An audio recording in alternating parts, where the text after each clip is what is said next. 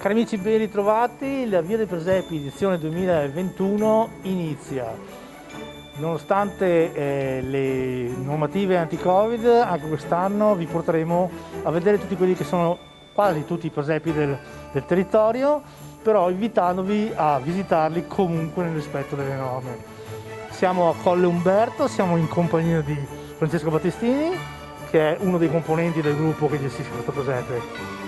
Francesco, innanzitutto buon Natale, oggi 25 dicembre, festeggiamo la nascita del Signore. Dove siamo e presentaci il presepe che è alle tue spalle.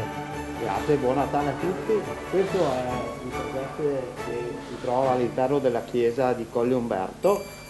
È il risultato del lavoro di un gruppo di persone, di amici che si ritrovano a realizzare questo presepe con l'obiettivo proprio di sorprendere, di emozionare, per aiutare le persone che vengono a trovarci a entrare nel clima del Natale.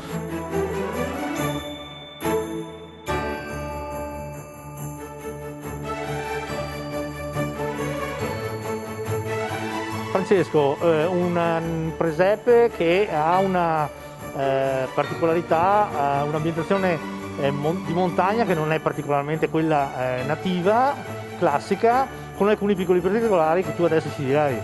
Sì, certamente. Allora, all'interno di questo presepe troverete la neve che cade dall'alto, è un effetto che serve così per ricreare il paesaggio di montagna, per emozionare, per stupire magari anche i bambini che vengono a trovarci. Troveremo alcune persone che fanno il pane proprio per richiamare l'Eucarestia, c'è l'acqua, altro elemento che scoprirete quando si apriranno i portoni al mattino, l'acqua, altro elemento biblico, diciamo, che abbiamo voluto rappresentare. E poi anche tante piccole motorizzazioni, alcune che non citeremo proprio per creare la suspense. Quest'anno c'è una bellissima novità, la andremo a vedere, anzi la verranno a vedere i telespettatori, un contesto comunque di spiritualità, di promessa di un futuro migliore.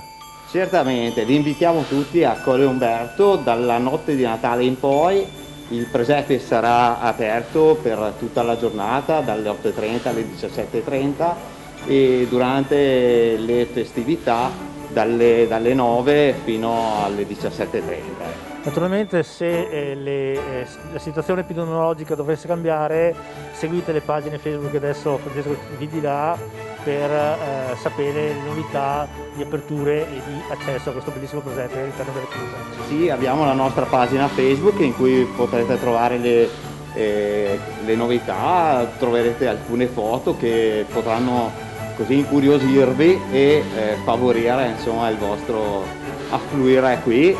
Vi aspettiamo e vi auguriamo a tutti buon Natale.